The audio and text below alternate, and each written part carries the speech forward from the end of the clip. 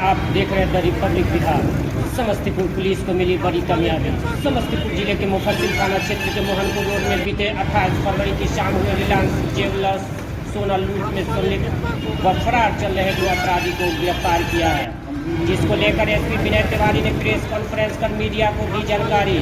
आगे देखिए क्या कुछ कहते हैं एसपी समस्तीपुर। 28 फरवरी को मुफस्सिल थाना में मोहनपुर रोड पर जहाँ हम लोग हैं, यहीं पर ही रिलायंस ज्वेलरी का शोरूम है और रिलायंस ज्वेलर्स में एक बड़ी लूटकांड की घटना हुई। करीब 7 अपराधी रिलायंस ज्वेलरी में ज्वेलर्स के शोरूम में घुसे थे और उनके द्वारा बड़ी मात्रा में सोने का सामान, चांदी का सामान लूटा गया। इस घटना को दर्ज करने के बाद इस पर लगातार मार्च, अप्रैल, मई 3 महीने तक लगातार इस पर अनुसंधान हुआ है। बीच में एक पार्शियल सफलता भी मिली थी हम लोगों को कि अप्रैल में वीरू पासवान को गिरफ्तार करके जेल भेजा गया था, जिसने इस घटना को पार्शियल तौर पर खोद दिया, लेकिन फिर भी पूरी घटना स्पष्ट नहीं हो पाई थी और हम लोग पूरी घटना को नहीं उसमें समझ पाए थे। फिर अनुसंधान इसमें जारी था। अनुसंधान के क्रम में 2 अपराधी हैं, राहुल पासवान जो कि चकवालधारी वैशाली का रहने वाला है और गगन राज जो कि मोहनपुर समस्तीपुर का ही रहने वाला है। इन दोनों को सूरत से गिरफ्तार किया गया। सूरत पुलिस का भी इसमें सहयोग हम लोगों को मिला। उनसे हम लोग टच में थे, हमारे टच में थे और उनका सहयोग मिला। सहयोग के बाद दोनों अपराधियों को गिरफ्तार करने के बाद उनसे पूछताछ हुई और इस घटना में जो लूट हुई उसी लूट का करीब 5 लाख रुपया और एक सोने की चेन और कुछ सोने का आइटम और है, उसको बरामद किया गया। इन दोनों अपराधियों को सूरत से यहाँ लाया गया कोर्ट के आदेश पर और इनसे पूछताछ भी की। पूछताछ के क्रम में बरामदगी भी है। इन्होंने अब पूरी घटना को स्पष्ट कर दिया।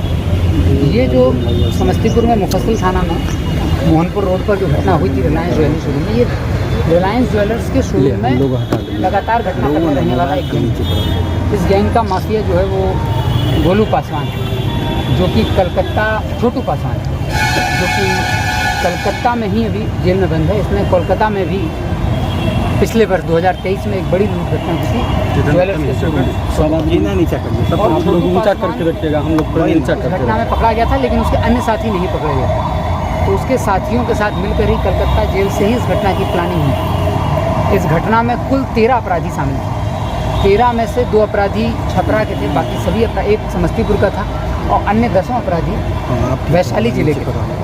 वैशाली जिले के खिलावत गांव है, कुछ वहाँ के थे और विधुपुर थाना अंतर्गत अलग अलग गांव हैं, वहाँ के रहने वाले लोग। इन लोगों की जो लीडरशिप थी वो छोटू पासवान और कर्मवीर नाम का एक अपराधी है, जो कि दाऊद नगर खिलवत का ही रहने वाला है। यह भी कोलकाता ज्वेलर्स का जो लूटकांड हुआ था उसमें वांटेड है अभी तक।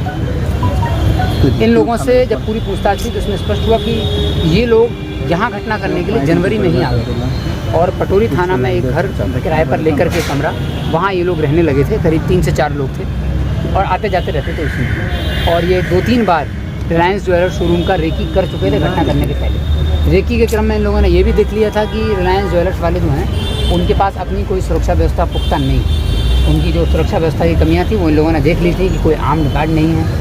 और जब ये लोग बंद करते हैं अपने शोरूम को तो उस समय एकदम कैजुअल रवैया इनका रहता है, अलर्ट नहीं रहते हैं। इसीलिए इन लोगों ने रात में 8 बजे के बाद का समय चयन किया था घटना करने के लिए। जब शोरूम बंद होता है तो उस समय ये लोग अलर्ट स्टेज में नहीं रहते हैं, बहुत ही कैजुअल चीज़ों को ले लेते हैं और पूरा स्टाफ रिलैक्स हो जाता है क्योंकि छुट्टी का टाइम हो गया 8 बजे। तो इन लोगों ने देख लिया था कि कौन सा गेट है। गूगल मैप पर भी इन लोगों ने लोकेशन देखी थी। रिलायंस ज्वेलर्स वाले अपने ही अंदर के जो कैंपस है उसकी वीडियो बना के भी डालते हैं सोशल मीडिया पर। तो इन्होंने वीडियो के माध्यम से अंदर का पूरा परिदृश्य देख लिया था। इनको पता था कि सामान कहाँ रखा हुआ है और कितनी टेबल्स हैं, कितने लोग हैं। इस बात का अंदाज़ा इन लोगों को मोबाइल पर ही चल गया और गूगल लोकेशन से भी इन लोगों ने देख लिया था। उसके बाद ये घटनास्थल पर आए थे तो जो कमियाँ थी रिलायंस ज्वेलर्स की वो इन लोगों ने अच्छे से देख ली थी। फिर उन्होंने प्लान बनाया, 2 बार अटैम्प्ट किया, जब ये नहीं सक्सेसफुल हो पाए। 11 लोग पहले थे लेकिन इनमें से कोई आगे आकर के घुसने वाला व्यक्ति इनको नहीं मिला। फिर उन्होंने दोबारा से वैशाली में अपने सूत्रों से संपर्क किया और 2 और अपराधी उन्होंने वैशाली से बुलाए। सब यंग लड़के हैं, उम्र इनकी बहुत कमी है, लेकिन जो मेन माफिया थे वो छोटू पासवान और कर्मवीर हैं, जो कि रिलायंस का जो इन्होंने शोरूम जो है कलकत्ता में पूरे देश में ये लोग अलग अलग ज्वेलर्स के शोरूम पर घटना करते रहे।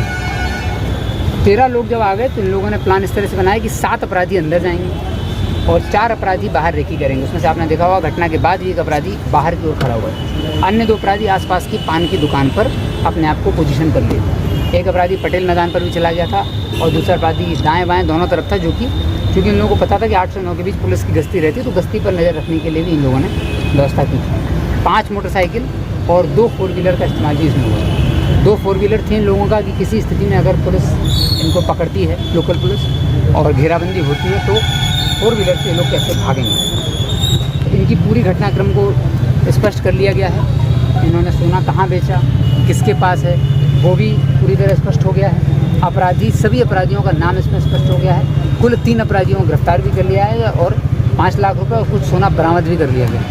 अब आगे ये अनुसंधान भी जारी है। इस घटना में भी अपराधी ये सोच रहे थे कि मास्क लगाए हुए हैं तो इनकी पहचान नहीं होगी, जबकि इनकी पहचान मास्क के बावजूद भी बहुत आसानी से होगी। इनको पकड़ने में थोड़ा समय लगा, चूँकि गुजरात भाग गए थे और सूरत पुलिस से थोड़ा सहयोग हम लोगों को लेना पड़ा। 3 महीने तक लगातार इसमें अनुसंधान है चल रहा था और अभी भी आगे चलेगा। अब हम लोगों का लक्ष्य है कि जो बाकी सोना इन लोगों ने बेचा है वो भी कहाँ बेचा है, किसके पास है, हम लोगों को ज्ञात हो गया है इन लोगों से पूछताछ के क्रम में। अब उसको पकड़ने के लिए टीम को पूरे देश में अलग अलग राज्यों में 4 से 5 टीम बनाई जाएंगी, जिनको भेजा जाएगा ताकि बाकी सभी को भी पकड़ा जाए और उनके बीच का जो सामान है, जो गोल्ड है, बाकी बचा गोल्ड भी रिकवर किया जाए। इन लोगों को भी मोटरसाइकिल